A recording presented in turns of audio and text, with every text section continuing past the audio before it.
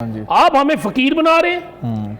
आप कौम को पैसा दें कि काम करो जाके, आप कौम को चंदे पे लगा रहे हैं कि कोई नहीं लड़ाई जे ये ना लड़ाई होनी जे तो ना लड़ाई है जे। ठीक है, इसलिए कि ये दोनों उसी कश्ती के सवार हैं।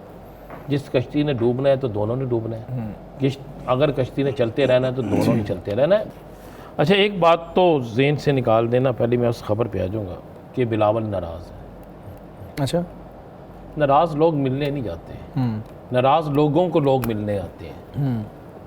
नाराज़ को मनाने जाया जाता है। नाराज़ ये नहीं होता कि मैं आ रहा हूँ मुझे मनाओ।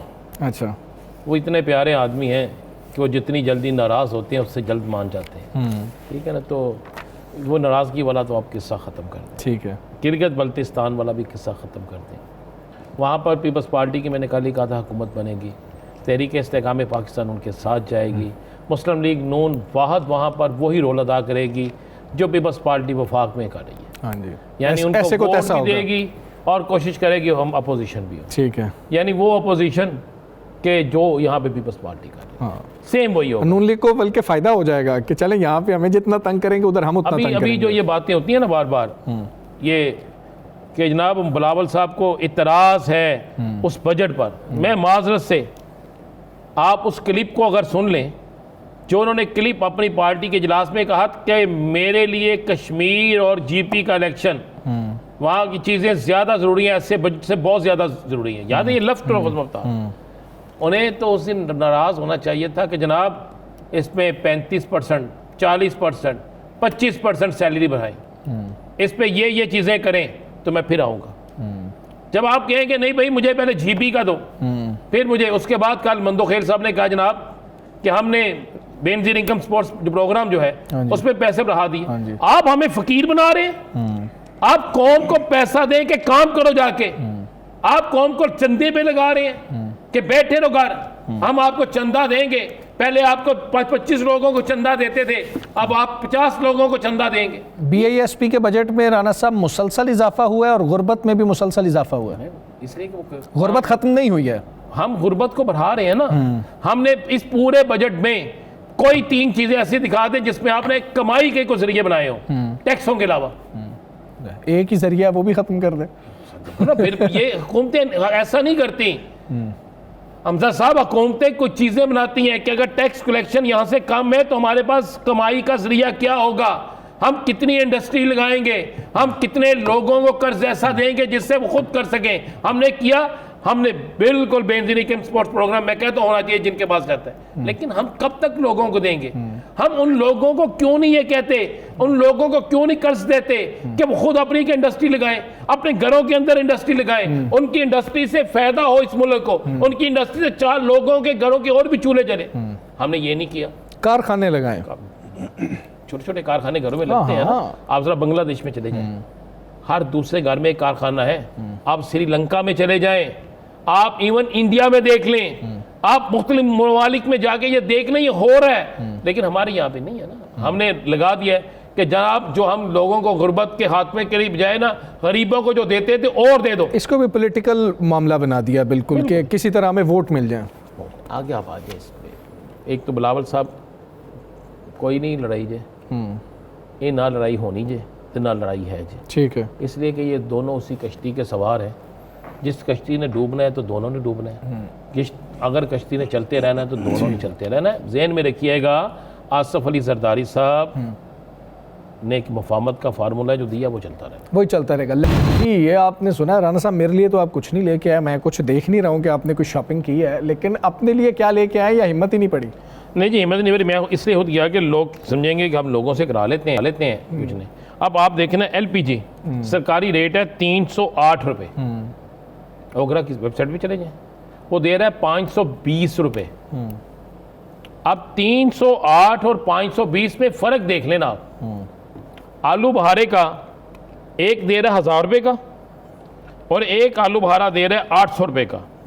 और ये जो सरकार ने एक हमें लिस्ट दे दी होती है ना, जी जी, उसके मुताबिक आलू बहारा है 385 रुपये का, नंबर 1। जी जी, और उस लिस्ट के नीचे लिखा food safety and consumer protection department हुकूमत का, ये लिखा हुआ है।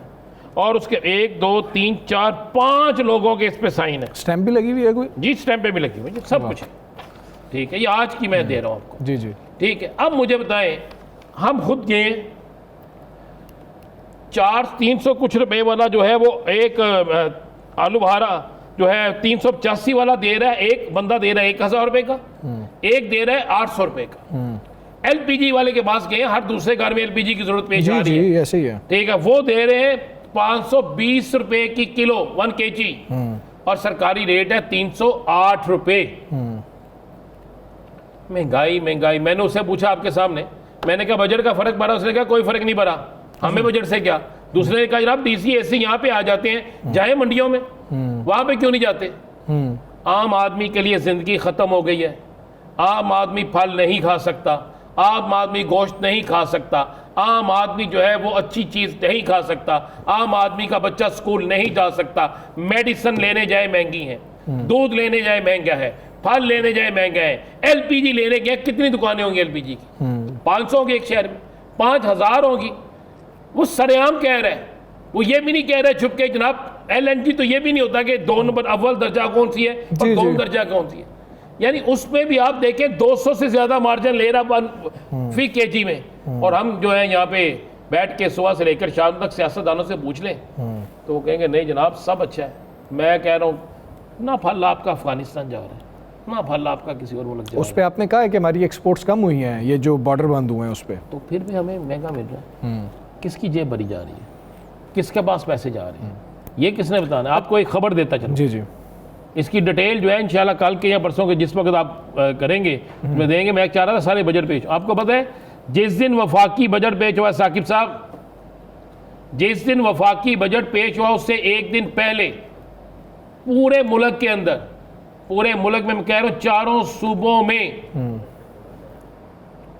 ठेकेदारों को उन कामों की पेमेंटें हुई है जो काम अभी शुरू नहीं हुए। अच्छा, जो काम शुरू नहीं हुए। बजट में होता ना एक ये काम है, आपने करने काम कर दोगे तो पेमेंट देंगे। उन्होंने को ले लो नहीं तो ये पेमेंट उठ जानी है। मतलब हमें हमारा हिस्सा दे दो। पिछले साल का क्लोज किया जब, तो वो वाली पेमेंट्स कर दी हैं जो काम नहीं हुए, काम हुए ही नहीं अभी, क्योंकि नया बजट आएगा तो वो पेमेंट्स नहीं। मैं आपको बताता हूँ एक बहुत बढ़िया लाहौर में walled city, walled city authority है, वहां पर अरबों रुपए के काम है। मैं आपको सबूत दे देता हूं, इस प्रोग्राम में हम सबूत देंगे कि कितने चेक जारी हो गए हैं और उन साइटों पे अभी काम शुरू नहीं हुआ। कितने सरकारी अफसरान की जाती, बाकायदा जाती कंपनियां हैं, किसी ने अपने कजन के नाम पे, किसी ने अपनी कजन, किसी ने मामे के बेटे, चाचे के बेटे, बीवी के नाम पे भी बनाएंगे। यानी ये पूरे पाकिस्तान में हुआ है, सिर्फ एक शहर में नहीं हुआ। मैंने तो एक शख्स से पूछा ना, मेरे पास वो कुछ डॉक्यूमेंट्स लेके आ गया, मैंने देख के परेशान हो गया, मैं कैसे हो गया? उसने कहा पूरे पाकिस्तान में हुआ है। उसने कहा ये होता है, हर साल होता है। वो ठीक कह रहा है फैसल वाडा, मैं इस बात की तईद करता हूँ, ठीक कह रहा है वो। लूट मार का बाजार गर्म है, लूटते जाओ, इतना लूट लो कि इन लोगों के पास कुछ रहे ना।